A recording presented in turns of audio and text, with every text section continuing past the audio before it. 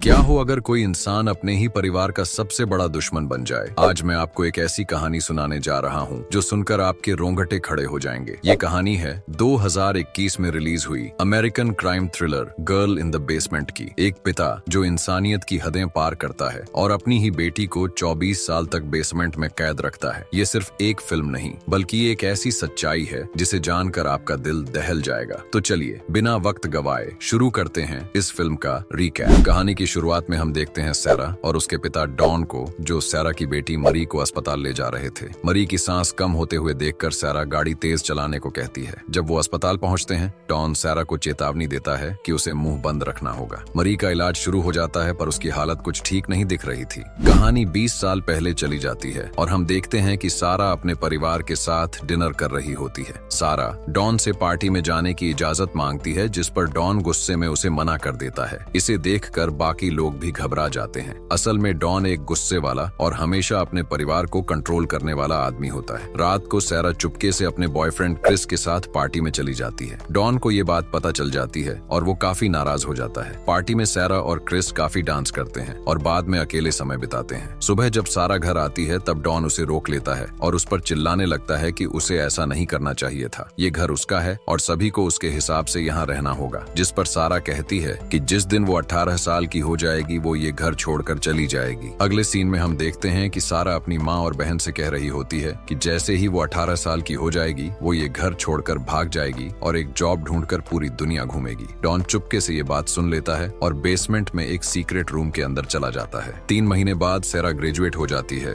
अगले सीन में हम देखते हैं कि सैरा की माँ सैरा से कहती है कि डॉन कई दिनों से बेसमेंट में कुछ काम कर रहा है। जैसे ही सैरा की माँ बाहर चली जाती है, डॉन सैरा से एक बॉक्स को बेसमेंट में ले जाने में मदद मांगता है। वो सैरा को उसी सीक्रेट रूम में ले जाता है और कहता है कि ये एक बॉम्ब शेल्टर है जिसे इस घर के पुराने मालिक ने बनवाया था। मौका देखकर डॉन सैरा को रूम में बंद कर देता है। डर के मारे सैरा चिल्लाने लगती है, मदद की पुकार लगाती है, मगर रूम साउंड प्रूफ होता है। सैरा की माँ और बहन काफी चिंता में होती हैं और पुलिस को बुलाती हैं। 4 दिन बाद डॉन सीक्रेट रूम में जाता है। सैरा वहाँ से भागने की कोशिश करती है मगर फेल हो जाती है। डॉन उसे इस रूम में रहने के तरीके बताता है और कहता है अगर उसने उसका कहा नहीं माना तो वो उसे खाना देना बंद कर देगा और बिजली भी बंद कर देगा। धमकी देने के बाद वो सैरा के साथ जबरदस्ती करता है। अगले सीन में हम देखते हैं कि एक पुलिस ऑफिसर उनके घर आया है। पुलिस ऑफिसर कहता है कि शायद सैरा घर छोड़कर भाग गई है, जिस पर सैरा की माँ और बहन कहती हैं कि उन्हें गुड बाय कहे बिना वह उन्हें छोड़कर नहीं जा सकती। वहाँ सैरा अपने बॉयफ्रेंड क्रिस को याद करके रो रही होती है। अगले दिन क्रिस सैरा के घर आता है, तब डॉन उससे कहता है कि ग्रेजुएशन के बाद सैरा पड़ोस के लड़के के साथ घर छोड़कर भाग गई। 21 दिन बाद डॉन एक केक और रेड ड्रेस लेकर सीक्रेट रूम में आ जाता है। सैरा का बर्थडे होता है और उसके 18 साल के हो जाने पर वह उससे गिफ्ट मांगने के लिए कहता है। सैरा एक घड़ी मांगती है जिससे उसे समय का पता चलते रहे, जिस पर डॉन बोलता है कि उसे उसकी हर बात माननी होगी और सैरा को अपने करीब आने को कहता है। 1 महीने बाद हम देखते हैं कि सारा एक घड़ी को देख रही थी। सैरा कुछ कैंस के ढक्कन निकालकर एक हथियार बनाती है। जैसे ही डॉन रूम में आता है, सैरा उस पर हमला करती है मगर फेल हो जाती है। गुस्से में डॉन सैरा को बहुत पीटता है और उसके साथ फिर से जबरदस्ती करता है। 1 साल बाद हम देखते हैं कि सारा प्रेग्नेंट है। उसके पेट में दर्द होता है और वह उसी रूम में एक बच्ची को जन्म देती है जिसका नाम वह मैरी रखती है। 4 साल बाद हम देखते हैं कि सारा फिर से प्रेग्नेंट है। डॉन के अब 2 परिवार थे, घर में उसकी पत्नी और बेटी और बेसमेंट में सारा और मैरी।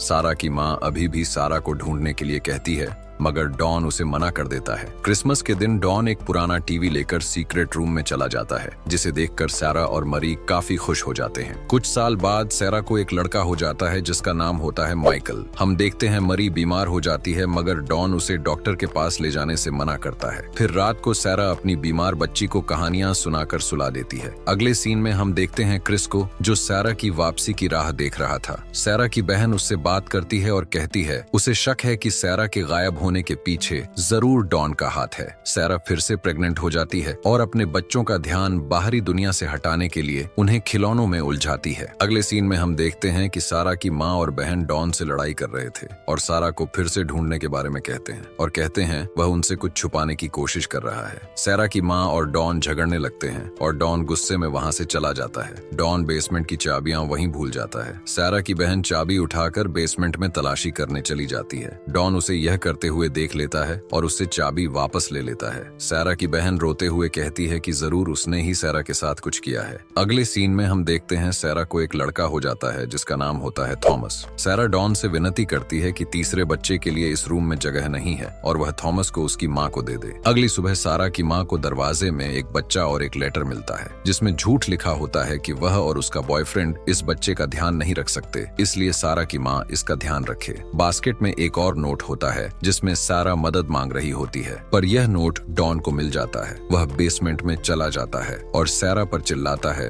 और उसे पीटता है। कुछ साल बाद हम देखते हैं सारा के बच्चे काफी बड़े हो गए हैं और सारा फिर से प्रेग्नेंट हो गई है। डॉन मरी को गलत नजर से देख रहा होता है। इसे देखकर सारा डॉन को मरी से दूर होने को कहती है। गुस्से में डॉन बिजली बंद करके वहाँ से चला जाता है। मरी उदास होकर सारा से पूछती है कि बाहर की दुनिया कैसी है और कहती है कि वह कितना अकेला महसूस कर रही है। थॉमस भी बड़ा हो गया था और वह सारा की माँ को रोते हुए देखता है जो सारा को याद कर रही थी। सारा को अब इस सीक्रेट रूम में रहते 17 साल हो जाते हैं। एक दिन बारिश का पानी सीलिंग से टपकता देखकर सारा खुश हो जाती है। वह एक चम्मच से सीलिंग को खोदना चालू करती है। होल होने के बाद वह एक टॉर्च से बाहर फ्लैश मारती है। इसे एक पड़ोसी देख लेता है और खुद चेक करने के बजाय वो डॉन को बता देता है। पता लगने के बाद डॉन प्रेग्नेंट सारा को पीटने लगता है जिससे सारा के पेट में दर्द होने लगता है और सारा का बच्चा मर जाता है। डॉन बच्चे को घर के आंगन में गाड़ देता है। कुछ साल बाद हम देखते हैं माइकल के बर्थडे पर डॉन रूम में आ जाता है। सारा डॉन से थॉमस के बारे में पूछती है। डॉन कहता है कि वह काफी तंदुरुस्त है और अपने स्कूल की टीम में बेसबॉल खेलता है। ये सुनकर माइकल डॉन से कहता है कि उसे भी बेसबॉल खेलना है और वह बाहर जाना चाहता है। डॉन कहता है कि सारा की गलती की वजह से वह सब यहाँ बंद है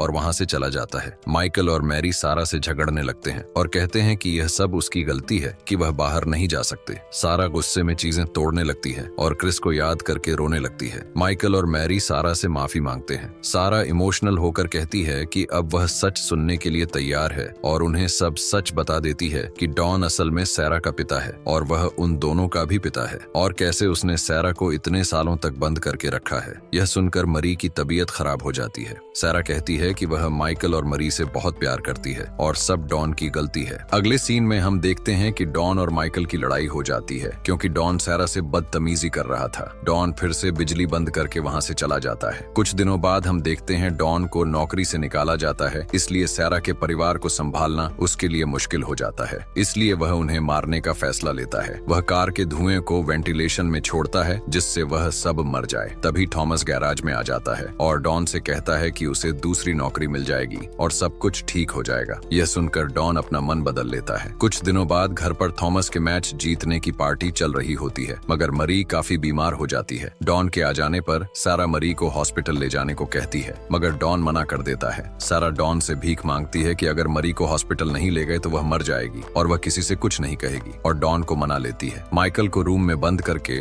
डॉन दोनों को हॉस्पिटल ले जा रहा होता है। अब हम फिर से मूवी के स्टार्ट सीन में पहुंच जाते हैं। मरी को खतरे से बाहर देखकर सारा खुश हो जाती है। डॉन से जब डॉक्टर मरी की मेडिकल हिस्ट्री पूछती है तब डॉन कहता है कि मरी बचपन से ही कमजोर है, इसलिए वह घर से ही पढ़ाई करती है और घर से ज्यादा बाहर नहीं जाती। सारा हॉस्पिटल से भागने का रास्ता देख रही होती है। सारा डॉन से बाथरूम जाने के लिए पूछती है। डॉन उसे मना कर देता है। डॉन का ध्यान हटने पर सारा मेडिकल फॉर्म पर पानी गिरा देती है। डॉन दूसरा फॉर्म लेने जा रहा होता है, तब सारा वहाँ से उठकर डॉक्टर की तरफ जाती है। डॉन उसे देख लेता है और उसे रुकने के लिए कहता है। सारा वहाँ एक पुलिस ऑफिसर और डॉक्टर से मदद मांगती है। पुलिस ऑफिसर डॉन को रोक लेता है और उसे अरेस्ट कर लेता है। सारा मरी को बताती है कि अब वह तीनों आजाद है। पुलिस माइकल को भी बेसमेंट से छुड़ा लेती है। यह देखकर सारा की माँ और थॉमस को यकीन नहीं होता। डॉन ये सब पुलिस कार में बैठकर देख रहा था। कुछ महीनों बाद सारा और उसके बच्चे फैमिली के साथ बाहर घूमने जाते हैं। मरी किसी को बाइक पर आते हुए देखती है। ये क्रिस होता है जो सारा से मिलने आया था। क्रिस सारा से माफी मांगता है कि उसने सारा को ठीक से ढूंढा नहीं और डॉन की झूठी कहानी पर विश्वास कर लिया। क्रिस सारा को एक पिंक हेलमेट गिफ्ट में देता है जो वह सारा को उसके 18वें बर्थडे पर देने वाला था। सारा क्रिस की बाइक पर बैठकर घूमने चली जाती है। तो ये थी